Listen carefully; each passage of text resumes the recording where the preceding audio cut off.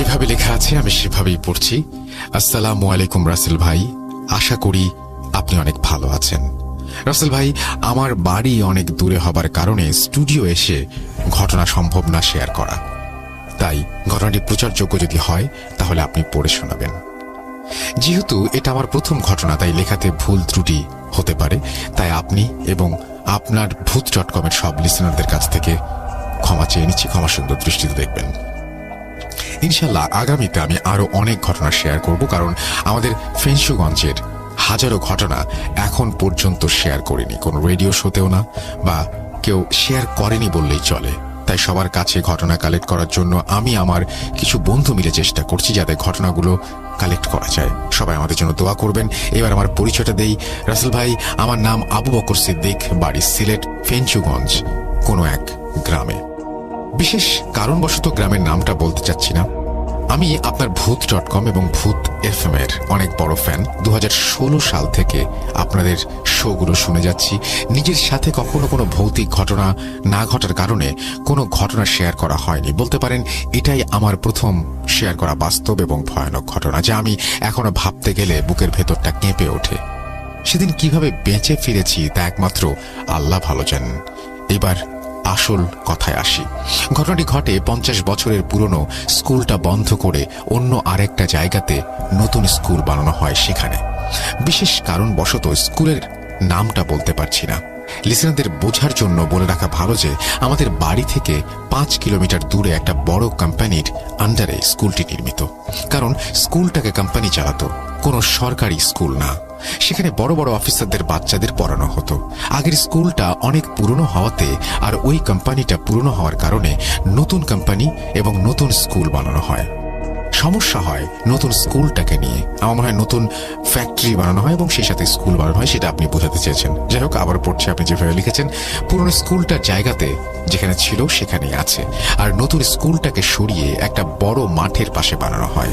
স্কুলটা ছিল ত্রিভুজ চতুর্ভুজের মতো। পুরো স্কুলের চারপাশ একদম রুম দিয়ে ঘেরা।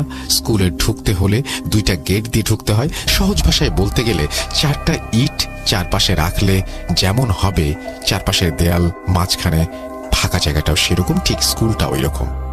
বলে রাখা ভালো, আমি এই কোম্পানিতে সিকিউরিটি পদে চাকরি করতাম। আমার ডিউটির টাইম ছিল রাত 9টা থেকে সকাল 6টা পর্যন্ত। প্রতিদিন সাইকেল চালিয়ে কাজে যেতাম। সময় লাগতো 40 মিনিট। আমাদের সিকিউরিটি অফিস ছিল ওই পুরনো স্কুলটার মাঝে, কারণ পুরনো স্কুলটা ব্যবহার হয় না বলে আমাদের সিকিউরিটি কোম্পানিকে দেয়া হয়েছিল। প্রতিদিন আমাদের সবার আগে অফিসে যেতে হয়।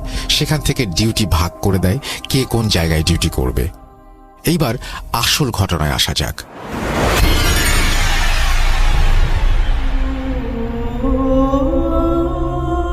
1/3/2022 তখন 9টা।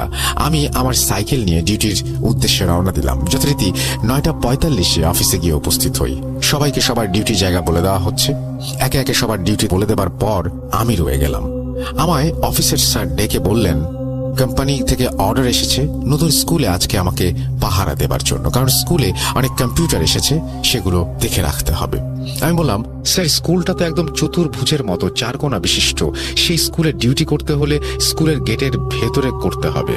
স্যার বললেন, তাই তোমায় চাবি দিচ্ছি গেটের, তুমি সকালে আবার জমা দিয়ে যাবে। আমি জি স্যার বলে চাবিটা হাতে নিয়ে অফিস থেকে বের হয়ে স্কুলটার গেটের সামনে গিয়ে দাঁড়ালাম। চাবি দিয়ে গেট খুলে ভেতরে ঢুকে আবার গেটটা ভেতর থেকে তালা মেরে চাবিটা পকেটে রেখে স্কুলের একপাশে গিয়ে বসলাম। একপাশে বসে নিজের মনে ভাবতে লাগলাম, কি ভাগ্য আমার, আজকে প্রথম বলা হলো স্কুলে সিকিউরিটি দেবার জন্য, আর সেই সিকিউরিটিটাই হলাম আমি।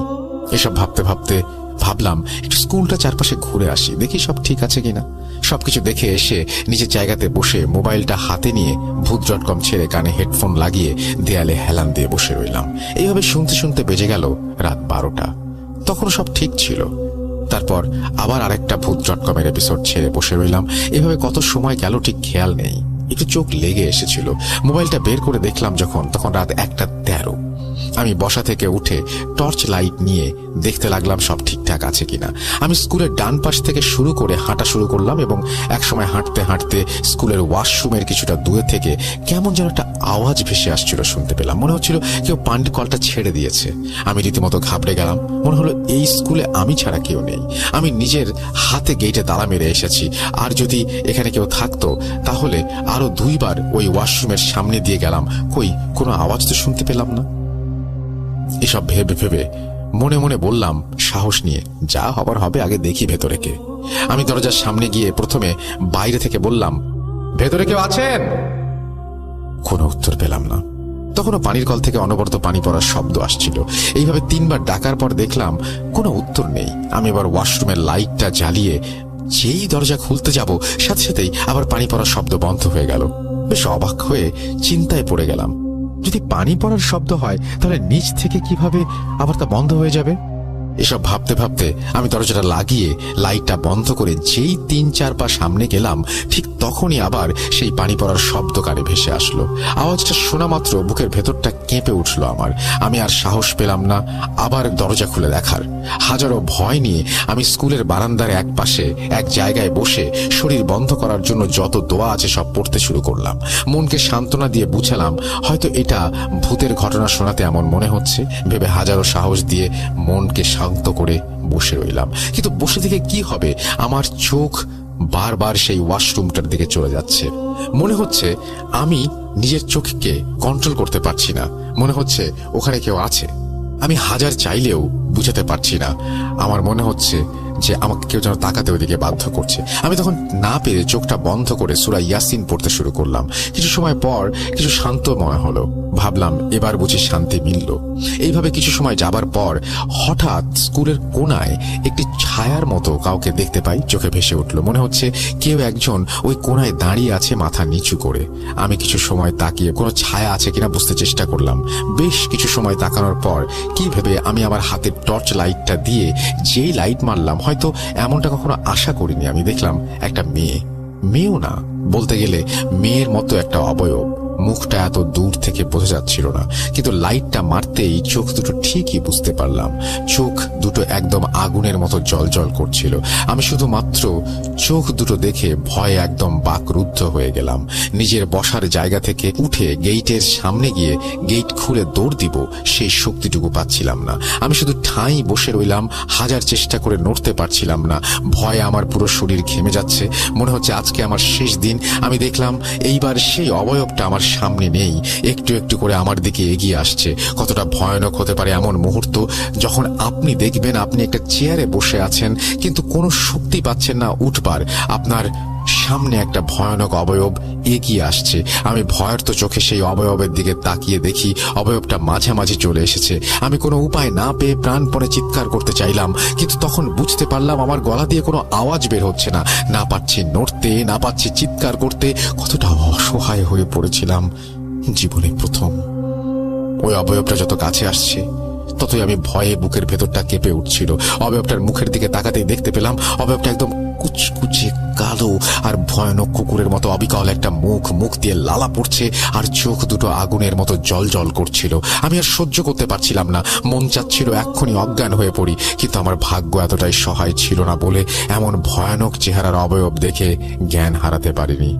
যখন অবয়বটা একদম কাছাকাছি চলে এসেছে, মাত্র কয়েক হাত বাকি, তখনই দু চোখ বন্ধ করে আল্লাহু আকবার বলে নিজের সর্বশক্তি দিয়ে ওঠার চেষ্টা করে উঠতেই জানে প্রাণে গেটের দিকে চিৎকার দিয়ে দৌড়াতে থাকলাম। কিন্তু ওই দিন ভাগ্য এতটাই খারাপ ছিল যে গেটের সামনে গিয়ে পকেটে হাত দিয়ে দেখি চাবিটা পকেটে নেই।